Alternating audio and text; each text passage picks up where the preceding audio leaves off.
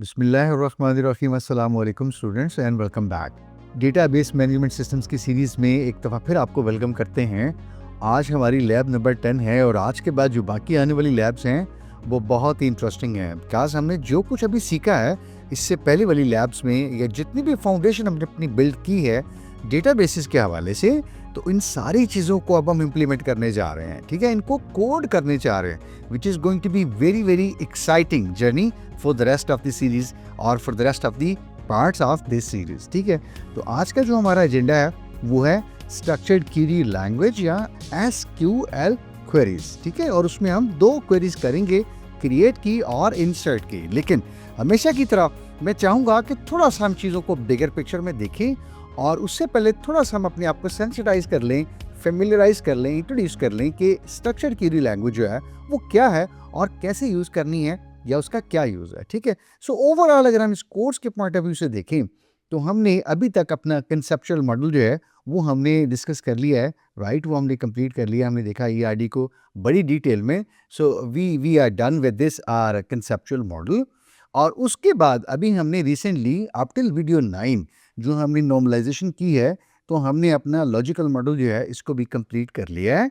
और this is going to be exciting journey for the rest of the videos और parts of the series कि हम SQL शुरू करने जा रहे हैं। सो जो फाउंडेशन हमने अपनी बिल्ड की है, so we are going to implement all those concept. हम उन सारी चीजों को कोड करने जा रहे हैं और we are going to see everything we have build so far into the action. ठीक है, हम चीजों को लाइव या फिर एक्शन में देखने जा रहे हैं। So the rest of the part are going to be very very interesting. So I just wanted to show you exactly where we started off and where exactly we are so far. तो हम अपने last जो physical model है implementation, यहाँ पे हम पहुंच चुके हैं। तो आइए फिर आज की जो वीडियो है उसको बाकायदा शुरू करते हैं।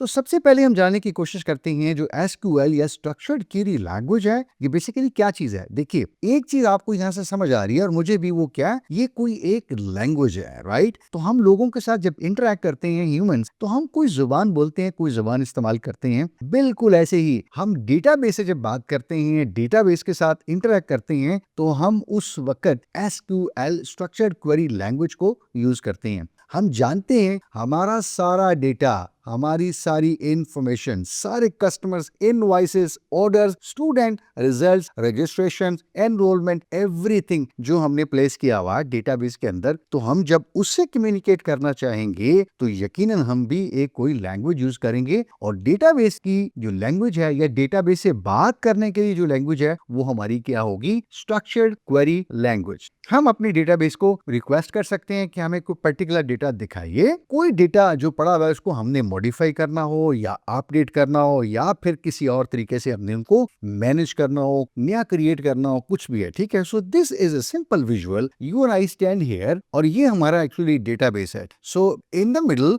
We have something called database management systems. These are some applications जो हमें ये फैसिलिटी प्रोवाइड करते हैं कि we can communicate with them और एक्चुअली हमारी क्यूरी फिर जा रही होती है डेटाबेसेस को और वहां से कुछ रिजल्ट्स हमें फिर जो है वो डिस्प्ले किए जाते हैं।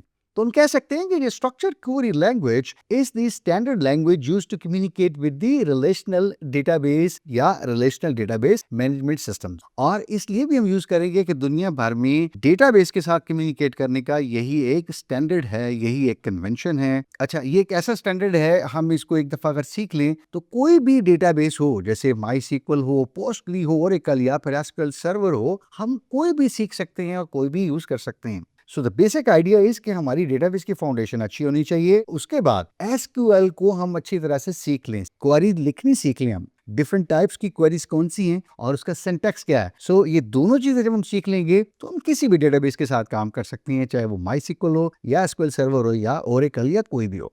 अब क्विकली देखते हैं कि जो हम कमांड्स बेसिकली जितनी भी हम सीखते हैं, यूज करते हैं SQL के अंदर, तो वो कमांड्स की जो है ना, वो आप ये समझ लीजिए कुछ 3 बुनियादी ग्रुप्स हैं या कैटेगरीज हैं। ठीक है, क्विकली जरा देख लेते हैं वो क्या है। सबसे जो पहली कैटेगरी है कमांड्स की या ग्रुप है, उसको हम कहते हैं डेटा डेफिनेशन लैंग्वेज। इसमें हम क्या करते हैं, कुछ डिफाइन करते हैं कि हमारा जो स्कीमा है डेटाबेस का, यानी स्ट्रक्चर है, वो क्या होगा। ठीक है, इसका मतलब ये है कि हम कितने टेबल्स बनाएंगे, उन टेबल्स की स्ट्रक्चर क्या होगी, कितने कॉलम्स, उनकी डेटा टाइप क्या होगी, किस तरह का डेटा हम स्टोर कर रहे होंगे उनके अंदर, और उन टेबल्स का आपस में रिलेशनशिप कैसा होगा। ठीक है, जैसे हमने इससे पहले कुछ एग्जाम्पल में देखा भी है।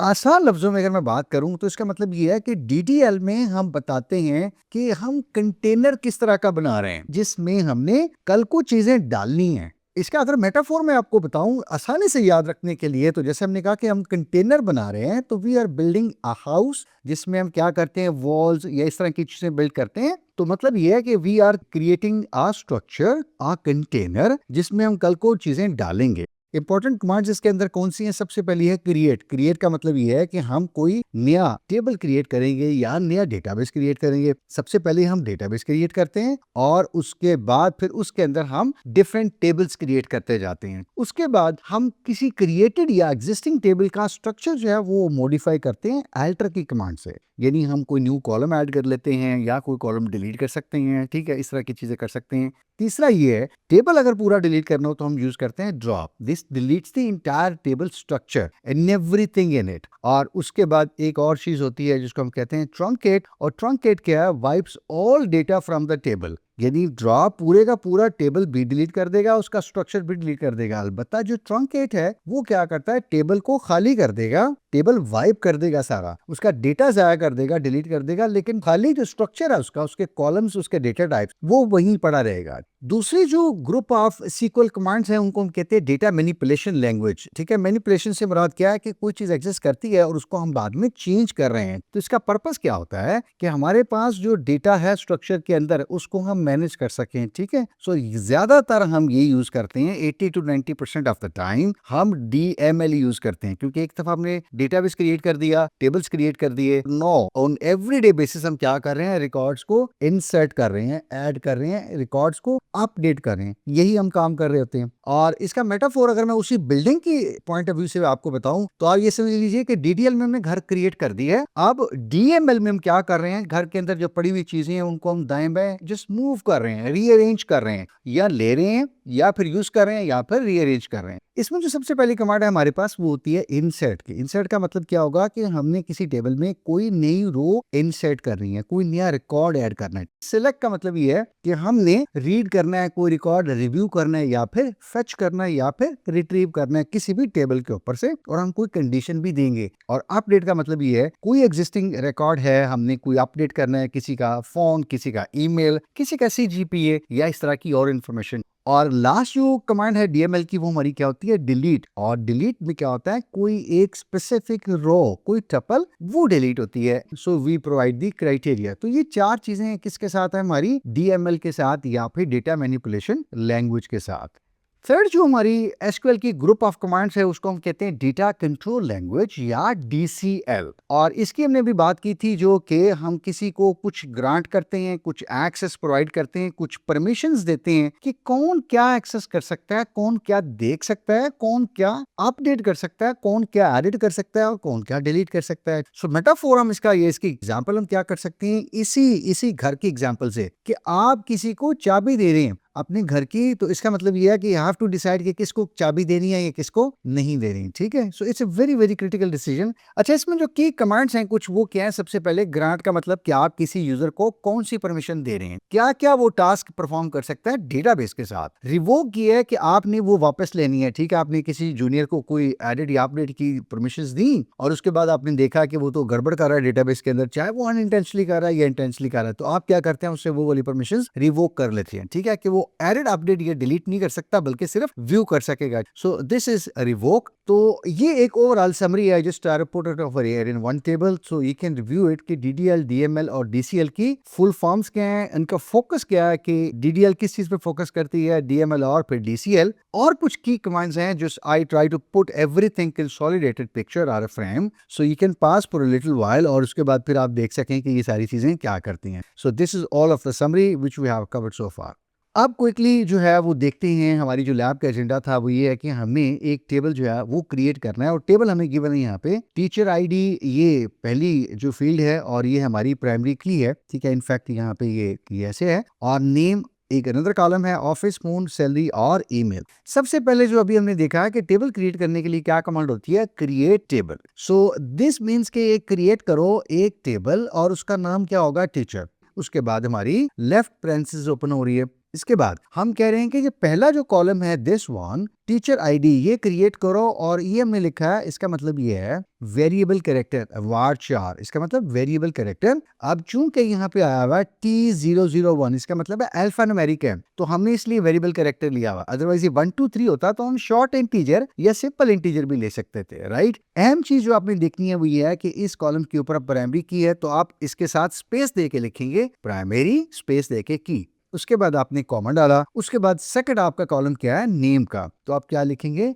नेम, और उसके बाद फिर वेरिएबल कैरेक्टर और 30। और चूंकि आप चाहेंगे कि ये जो नाम है ये नल नहीं हो सकता, यानी कोई ऐसा रिकॉर्ड नहीं हो सकता ना, कोई ऐसा स्टूडेंट या कोई ऐसा टीचर जिसका नाम ही ना हो, तो इसलिए आप क्या यूज कर रहे हैं कि नॉट स्पेस नल। इसका मतलब ये है कि अब नाम में हमेशा जब भी रिकॉर्ड डालना होगा कोई एक वैल्यू मुझे आपको देनी पड़ेगी, अदरवाइज डेटाबेसेस में से नल अलाउ नहीं करेगा। तो ऑफिस के लिए हमने क्या किया, ऑफिस का कॉलम यानी ये एट्रीब्यूट बताया, फिर उसके बाद हमने बताया कि वेरिएबल कैरेक्टर 10, आप चाहें तो इसको 5 भी ले सकते हैं, 6 भी ले सकते हैं। उसके बाद हमारे पास फोन का कॉलम है, ठीक है जी। और फोन देखिएगा क्या है, हमने 4 डिजिट या 6 डिजिट या 5 डिजिट कोई एक नंबर लिया होगा। इस एग्जाम्पल अगर हम देखें तो 4 डिजिट एक नंबर है जो कि 1000 तक जा सकता है, तो इसीलिए मैंने यहाँ पे स्मॉल इंटीजर ले लिया है। लाइकवाइज फॉर द सैलरी, वो चूंकि 6 फिगर है तो इसलिए मैंने यहाँ पे इंटीजर ले लिया है, राइट। और उसके बाद फिर ईमेल है, अगेन आप समझ गए होंगे कि वो क्या होगा, वेरिएबल कैरेक्टर। सो एक एक कॉलम को हमने देखा है कि उसकी डेटा टाइप क्या होगी,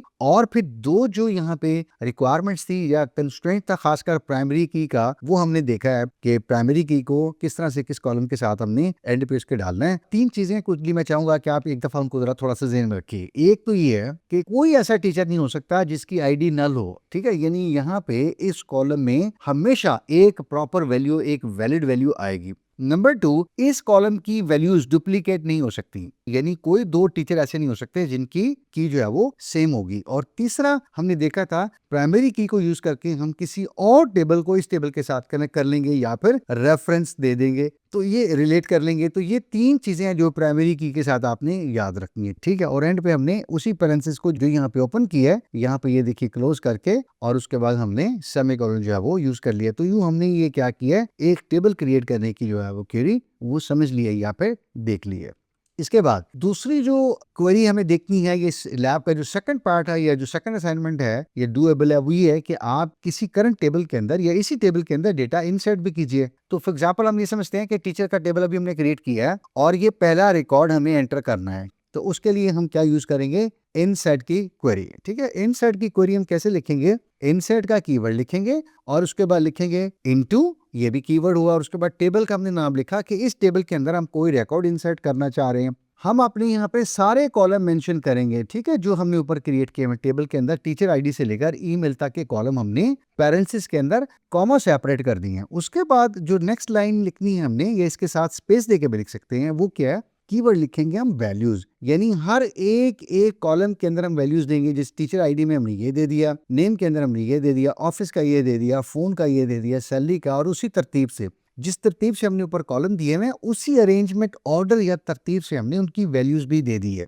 एक चीज यहाँ जो मुझे आपको ज़हन में रखनी है वो बहुत केयरफुली, वो ये आप देखेंगे कि ये कुछ वैल्यूज हैं जो रेड हुई हुई हैं और हमने सिंगल कोट्स के अंदर लिखी हुई हैं। वो इसलिए कि ये क्या है, वेरिएबल कैरेक्टर्स हैं या स्ट्रिंग वैल्यूज हैं, जिनमें कैरेक्टर्स भी आते हैं या अल्फा न्यूमेरिक आती हैं, तो उनको आपने मैंने क्या लिखना होता है, सिंगल कोट्स के अंदर। अलबत्ता जो बाकी वैल्यूज हैं जैसे इंटीजर या स्मॉल इंटीजर्स हैं, उनको हम ऐसे भी लिख सकते हैं सिंगल कोट्स के बगैर भी। तो जैसे ही हम ये कमांड एग्जीक्यूट करेंगे तो हमारी जो है ये वाली रो इनसर्ट हो जाएगी हमारे ब्लैंक टेबल के जो भी हमने क्रिएट किया था। एक दफा इसको फिर देखते हैं। अगर हमें ये सेकंड रिकॉर्ड जो है वो डॉक्टर नोमान का ये ऐड करना होगा, तो अगेन हम क्या लिखेंगे, one more time, insert into, उसके बाद टेबल का नाम और पैरेंथेसिस के अंदर कॉमा सेपरेट हमने सारे कॉलम्स लिख देने हैं, और उसके बाद स्पेस देके जो हमने दूसरी लाइन लिखनी है वो क्या होगी, वैल्यूज, और उसी तरतीब से फिर टीचर आईडी आएगी पहले, उसके बाद नाम आएगा, और उसके बाद उनका ऑफिस और फोन नंबर, फिर सैलरी, और उसके बाद फिर ईमेल। तो ये आप कह सकते हैं कि सेकंड रिकॉर्ड जो है वो इंसर्ट हो जाएगा जैसे ये सीक्वल क्वेरी एग्जीक्यूट होगी।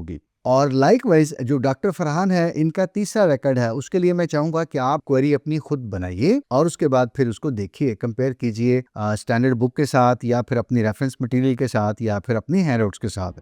क्विकली कुछ चीज़ों को हमने रैप अप करने की कोशिश की है और मैंने क्वेरीज के अलावा भी कुछ चीज़ें इंट्रोड्यूस करने की कोशिश की है। तो उम्मीद करता हूँ कि इससे कुछ थोड़ा सा आपको एसक्यूएल का आइडिया हुआ होगा और कुछ थोड़ी सी मोटिवेशन मिली होगी कि अगर हमने ये सारा जो कॉन्सेप्ट अभी तक हमने पढ़ा, फाउंडेशन बिल्ड किया, उसको हमने इम्प्लीमेंट कैसे करना है। और लास्टली यही है कि if you could figure it around और if you could learn something new or a different, or you could ace this lab, share your experience of learning with them. ठीक, one more time, let's work together, let's learn together and let's grow together.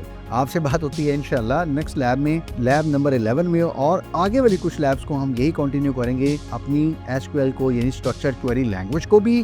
So just keep practising, reviewing the concept foundation and try to implement these. अपने ख्याल रखिएगा, stay tuned and I will connect with you इंशाल्लाह in lab number 11। Till then, खुदा हाफिज, अस्सलाम वालेकुम व रहमतुल्लाह।